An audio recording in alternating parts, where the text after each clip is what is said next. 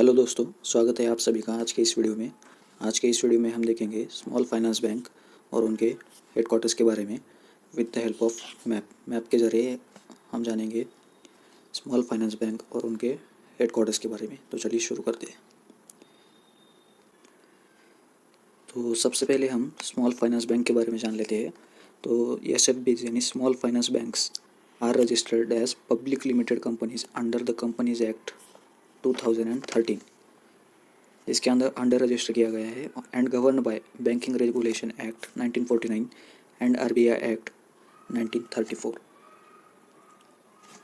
सो इसके under register किया गया है और इस दो एक्ट्स के ज़रिए SFB को रेगुलेट किया जाता है, गवर्न किया जाता है।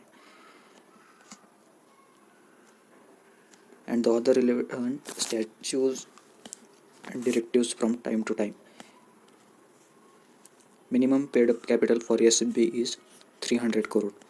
पहले तो ये 200 करोड़ था, इससे भी पहले वो 100 करोड़ था, लेकिन अब RBI ने इसे 300 करोड़ कर दिया है। और SBI इसमें FDI limit 74% of paid up capital की गई है। पहले FDI लिमिट 49% थी, लेकिन अब ये बढ़ाकर 74% की गई है।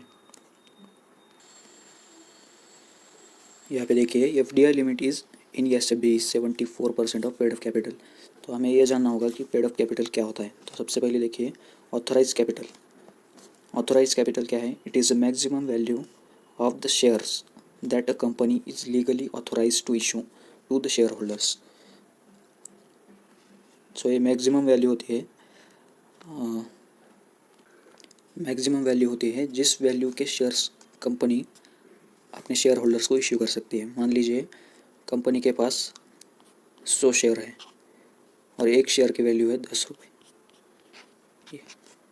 यानी कंपनी के पास टोटल 1000 रुपये की शेयर्स कंपनी इशू कर सकती है। अब यही से जानते हैं। देखिए पेड अप कैपिटल क्या होता है। पेड अप कैपिटल क्या है? It is the amount that is actually paid by the share holders to the company. देखिए जब कोई भी कंपनी रजिस्टर होती है तो वो अपने पूरे शेयर्स कभी भी मार्केट में नहीं डालती। लेकिन यहाँ देखिए अभी हमने जो एग्जांपल लिया था कि कंपनी के पास 100 शेयर्स है और एक शेयर की वैल्यू है 10 रुपये, यानी कंपनी के पास टोटल 1000 रुपये के शेयर्स कंपनी इशू कर सकती है। लेकिन देखिए कंपनी अपने टोटल 100 शेयर्स कभी भी इशू नहीं करेगी। फ्यूचर इन्वेस्टमेंट के लिए, फ्यूचर में कुछ फंड रेज करने के लिए कंपनी अपने पास थोड़ा बहुत शेयर तो अपने पास रखती है। देखिए अभी कंपनी ने मान लीजिए कि कंपनी ने अपने 50 शेयर्स इशू किए हैं इंटू 10, एक शेयर की वैल्यू है 10 रुपये। सो कंपनी ने यहाँ पे देखिए अपने 500 रुपये के शेयर इशू किए हैं। तो ये 500 है कंपनी का पेड अप कैपिटल। यहाँ पे देखिए मान लीजिए कंपनी के पास 100 शेयर है, फिर से मान लीजिए, और एक शेयर की वैल्यू है 12। तो टोटल कंपनी 1200 रुपये के शेयर ऑथराइज कैपिटल है कंपनी के पास। इतने तक के शेयर कंपनी इशू कर सकती है। लेकिन कंपनी ने मान लिया कि कंपनी 1000 रुपये के शेयर ही मार्केट में देना चाहती है और बाकी अपने पास फ्यूचर इन्वेस्टमेंट के लिए रखना चाहती है। तो ये जो FDI लिमिट है SFB में वो 74% है, यानी 74% ऑफ पेड अप कैपिटल। तो ये जो हमारा पेड अप कैपिटल है 1000 रुपीज़, तो इसका 74% यानी 740 रुपये, इतने तक की ही FDI इन्वेस्टमेंट यानी foreign direct investment small finance bank में आ सकती है। आई होप आपको समझ में आ गया होगा। तो चलिए नेक्स्ट देखते हैं।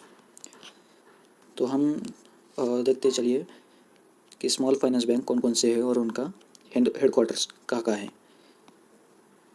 तो स्टार्ट करते हैं। देखिए पहला तो पंजाब में है जलंधर में है capital small finance bank, Jalandhar में। नेक्स्ट दूसरा है उत्तर प्रदेश में 2 स्मॉल फाइनेंस बैंक मिलेगी। एक है उत्कर्ष स्मॉल फाइनेंस बैंक और दूसरा है शिवालिक। तो उत्कर्ष स्मॉल फाइनेंस बैंक ये है वाराणसी में, उत्तर प्रदेश में। और शिवालिक स्मॉल फाइनेंस बैंक है शाहजहाँपुर में, वो भी उत्तर प्रदेश में। तो पंजाब में एक हो गया, उत्तर प्रदेश में 2 हो गए। पंजाब में कैपिटल स्मॉल फाइनेंस बैंक और उत्तर प्रदेश में Utkarsh small finance bank and Shivalik small finance bank. तो तीसरा देखते हैं, तीसरा है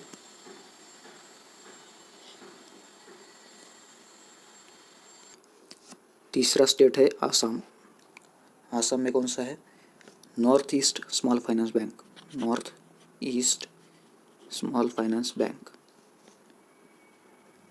नेक्स्ट देखते हैं जयपुर में, सॉरी यहाँ पे जयपुर में है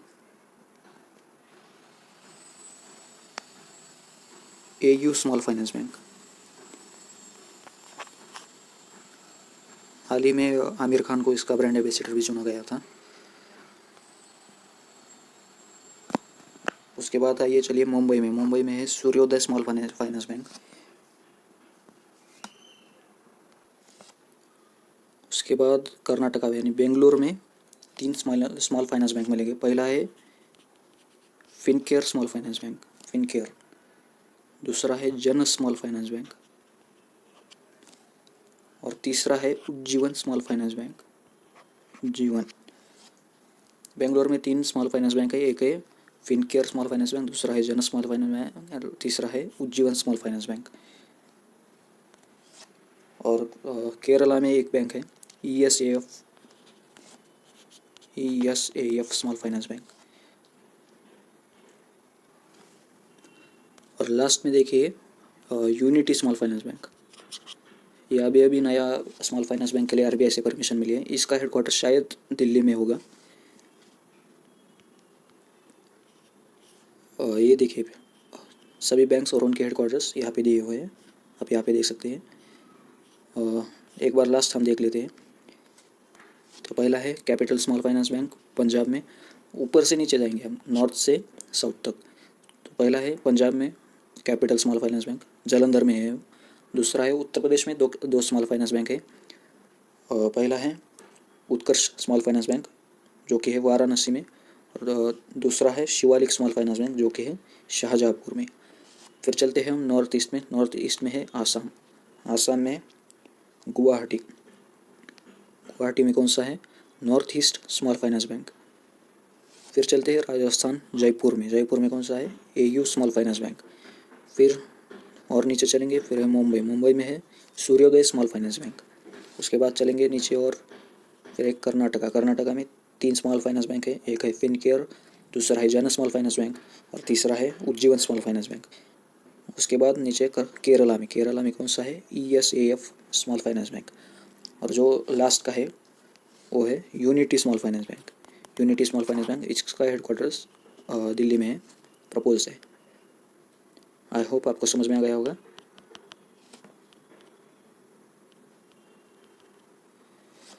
पंजाब में 1, उत्तर प्रदेश में 2, आसाम में 1, राजस्थान में 1, मुंबई में 1, कर्नाटका में 3, केरला में 1। टोटल कितने हो गए?